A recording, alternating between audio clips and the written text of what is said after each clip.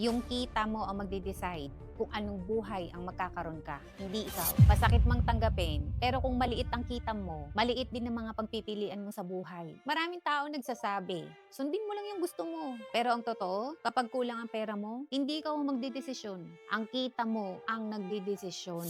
Ang kita mo ang magdidikta kung saan ka titira. Ang kita mo ang magdidikta kung anong ospital ang makukuha mo kapag may emergency. At ang masakit, kapag wala kang ipon, kahit gusto mo magpahinga, hindi mo magawa dahil kailangan mong kumayod para mabuhay.